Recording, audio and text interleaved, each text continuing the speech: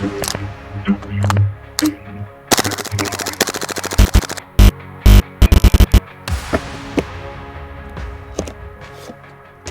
dropped off one of their newest gas blowback SMGs to my door in exchange for an honest review on our channel, the Tactical Assault Carbine. In layman's terms, the Tac-9. Tac-9 supports a unique squared-off appearance with all the same bells and whistles we already know and love. And one of the main reasons I was really excited to check this model out is because it's using KWA's pre-existing and already popular MP9 mags. The polymer lower and aluminum upper fit together seamlessly in a way that makes them feel like one.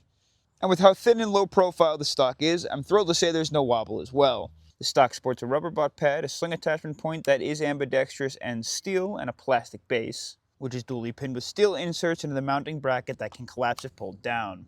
When folded out to the right side, it latches back in place in the rear and sits pretty sturdy with a little bit of wobble to the right and left. And if that's not your cup of tea, don't worry about it.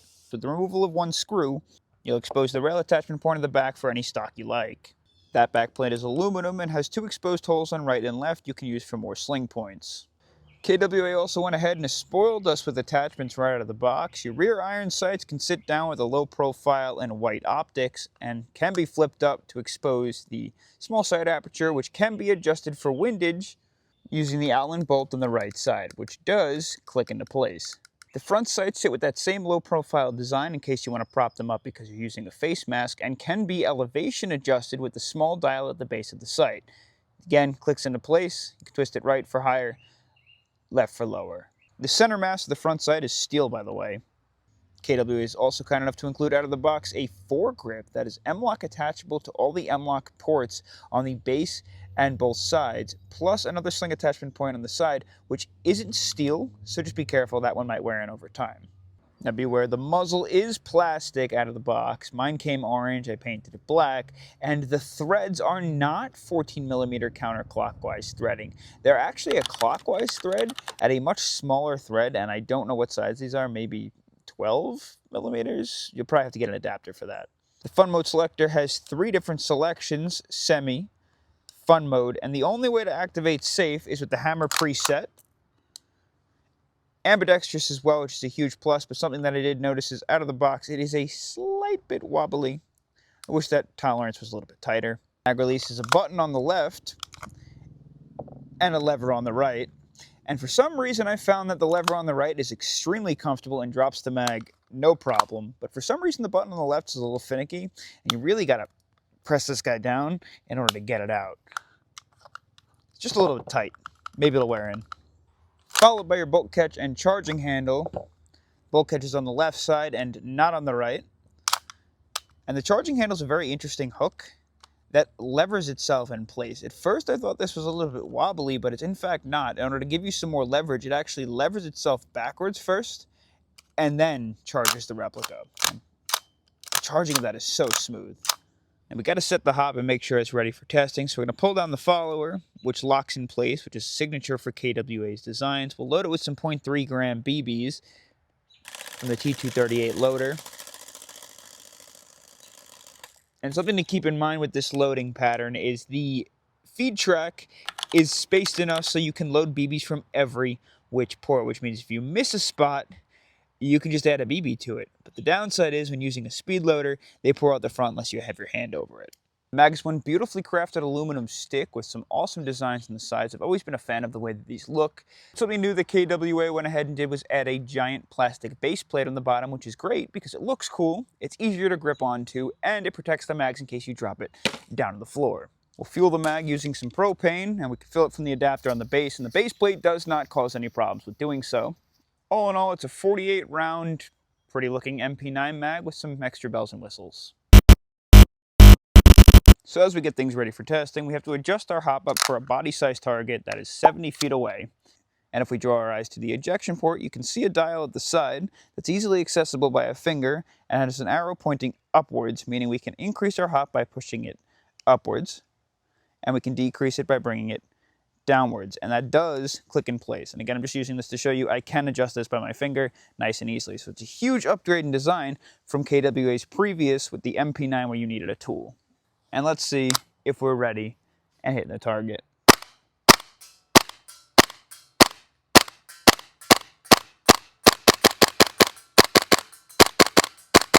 I mean, no problems at all.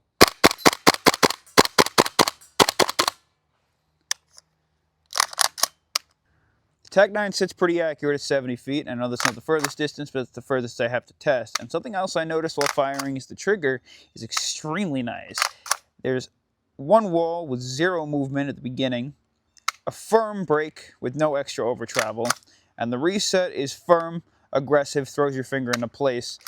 That is one of the nicest SMG triggers I think I've felt in a long time. But to be sure of ourselves, it's important we test it out on some smaller targets since 70 feet is about as far as I can go. We'll do 2 shots on head-sized targets ranging from closer to about the same distance away in 3, 2, 1. Hit, hit, hit, hit, miss, miss, hit, miss, hit. 1 shot on 4 targets, right to left. 3, 2, 1. Miss, hit, hit,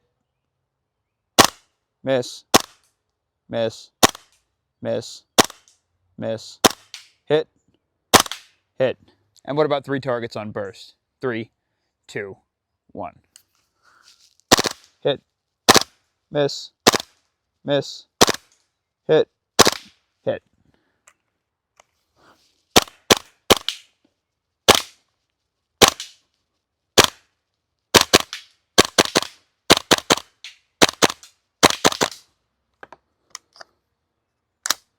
Taking user error into consideration, it does exactly what you'd expect an SMG to do at close ranges. The Tac-9 is definitely snappy, it's definitely fast, it feels good in the hands, and it makes contact.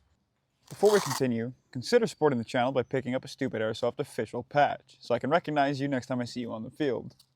Now, it's no news that being I'm a GBB user, I am a huge sucker for the manual of arms. The best way I can explain manual of arms is being that we're GBB users, we get all the same bells and whistles that real steel guys get with more ability to shoot our friends and no felonies. And I love that about Airsoft, and I love the fact that I get those manual of arms, which is why we're going to test to see if this thing locks back on empty consistently. We have a full gas mag with no BBs, and I want to see if the bolt will catch it a ton of times in a row. So, set the bolt, drop it manually, release, and it locks back. Locks back. Locks back. Oh, there we go. No problems. Let's switch that off to fun mode. I'm just going to hold down the trigger and the bolt release. And I'm going to release it at a random point. You'll know when. Here we go. There we go. And we're out of gas. So it seems to lock back pretty reliably, which is a huge plus to me. Why don't we test that now with an abused mag and we'll check the gas capacity. Basically, all we're going to do is take an overly charged gas mag, we're going to throw it into the Tac-9, and we're going to see how many full mags of BBs we can get through on the single gas fill. Semi to start. I'll let you know if at any point there are misfeeds, any problems, or if anything I notice on the way. 3, 2, 1.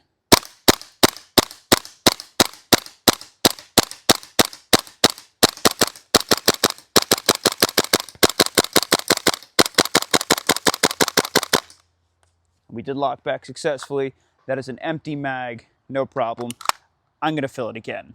While we insert the next full mag, I want to let you know that this thing is a loud one. For you guys that like going in silent, this is not the replica for you. It's a lot of pop. You're going to know where it is. It just feels good. The kick is quick. The recoil is nice. It's fun to play around with. You can see those repetitive shots are fast. And we did lock back on the second mag. We'll fill it again. Before we gawk over 2 mags, I'm going to be honest, I think that's just industry standard. We'll test out the third. Oh, we're getting a little sluggish now. Oh, we're not feeding. That's it. That's it. Last 3 shots was like, boop, and kind of just spit the gas out. Okay, so 2 mags with a couple shots extra. That'll play. 2 mags is decent, but not overly impressive, more just like expected. KWA is still fun enough to include a happy switch, so why don't we test that same thing on happy mode? Let's get happy. We locked back. That is one full mag. The cyclic rate on that is quite quick, and I gotta say, the bolt has an impressively short travel distance, and with how small and lightweight it is, I would imagine that's why. Let's round off the last one. We're allowed. Did we finish the mag? No, we didn't. That is about a little more than 50% of the way through. I'd say like 60% of that mag emptied. On fun mode, you'll definitely be able to empty a mag. And we're 0.3 gram BB set to semi. Let's chrono. That's 328 at 1.5 joules. 332 FPS at 1.5 joules. 332 FPS at 1.5 joules. 322 FPS at 1.45 joules. 321 FPS at 1.43 joules. 327 FPS at 1.5 joules. 323 FPS at 1.4 joules.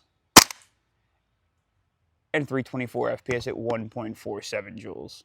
Deviation as expected within Airsoft's gas blowback SMG, however, you should be totally safe within field limits for any CQB or outdoor fields, at least in my area. And of course, we got to test mag compatibility in relation to what I have available. Vorsk VMP1 mags. Don't fit. KWA MP9 mags are also a tight fit. Oh, is that not going to go in either? I think it's just got to wear in.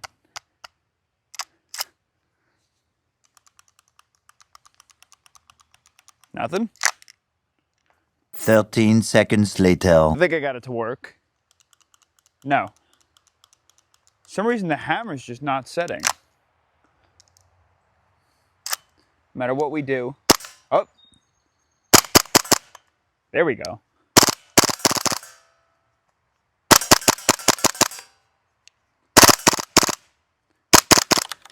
Doesn't want to lock back. They're definitely loosening up a little bit. Oh, just stop firing. I don't know. It's kind of weird that those don't fit. Which inevitably gives me less hope for the ITP MP9 drum mag adapter designed to work with KWA on the AW drum. Oh. Same problem. It's just a little too tight. I'm not going to force that in there. That won't work. Buttery smooth controls, a pleasure to fire, sounds great, looks the part, solid upper, solid lower receiver, full steel pins, and full steel bolts. This thing is hitting all the buttons so far. Let's see what's inside, and I have no idea how to take this down because I actually have not seen any videos of this online, so I'm going to use my general knowledge here.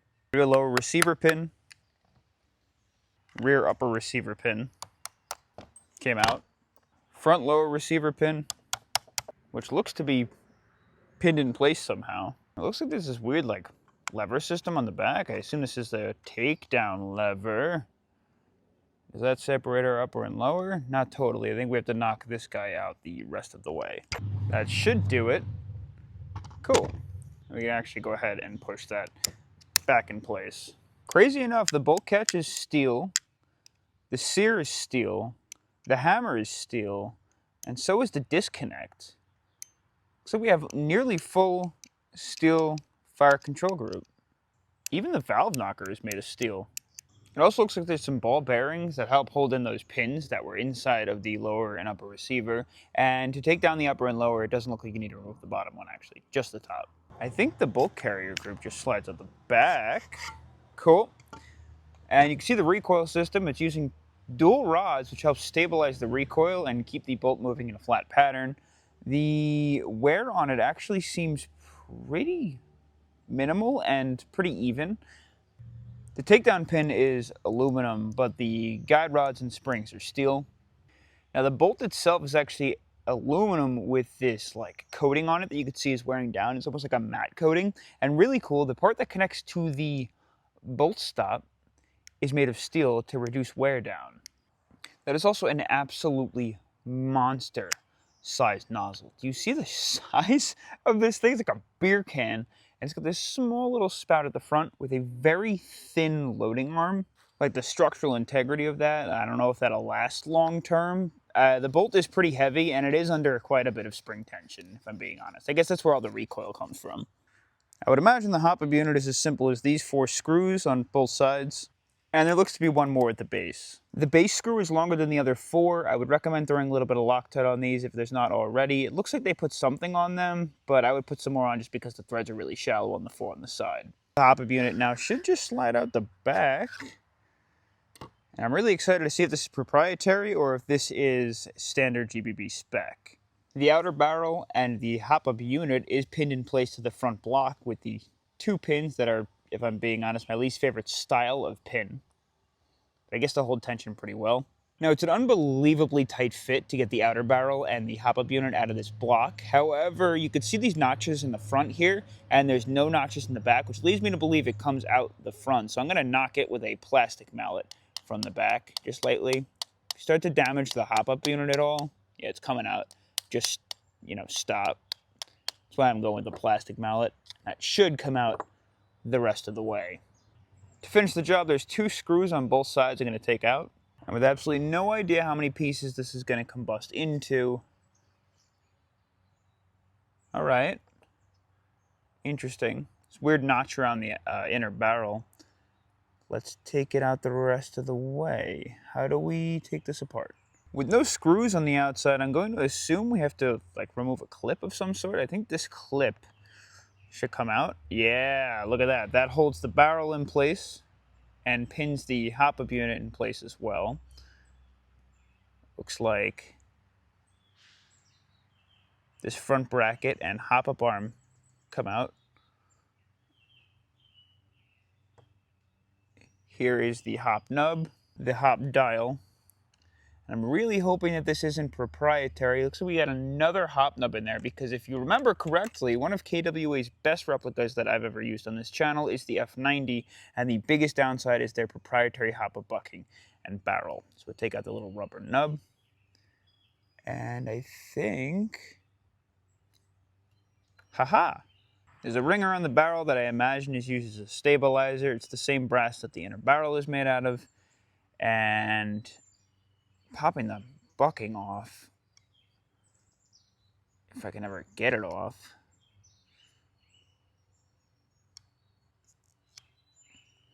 The barrel does look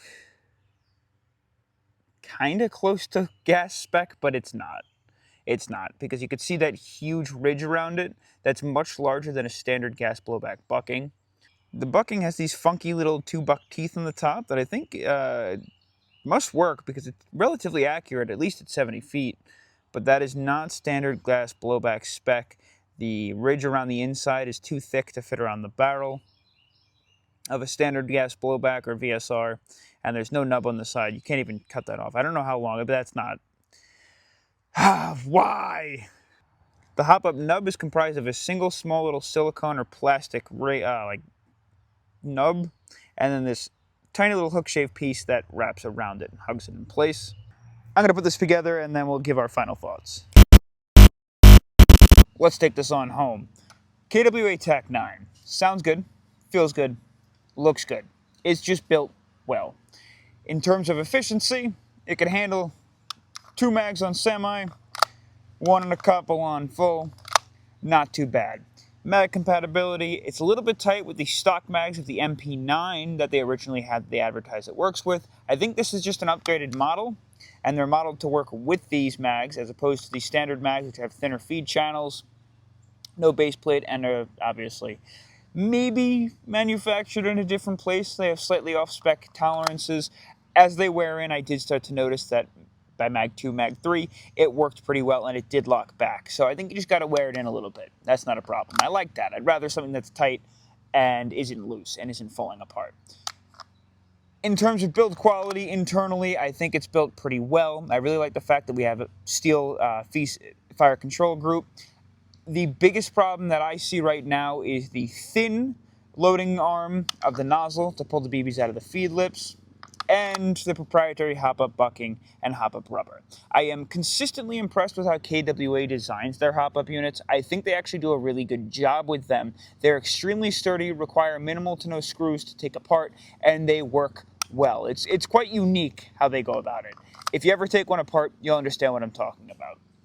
However, if they can do that same thing and get it to work with standard VSR spec buckings and barrels, that would be great, because inevitably you're going to want to change these, and you're going to have to at some point. And if KWA doesn't ever have them available, or if you can't find them easily on KWA's websites, or you name it, you know that your local shops or anywhere, even like Amazon, has buckings. You can just get buckings in barrels. So if they just make them standard spec, you wouldn't have that problem. You can upgrade it, and it's the single part that you need to be able to interchange between different replicas. So that's the major flaw that I see. Other than that, I really like the fact that it comes out of the box with a foregrip. It comes out of the box with some QD mounts. It's got iron sights. I just feel like they gave you a little...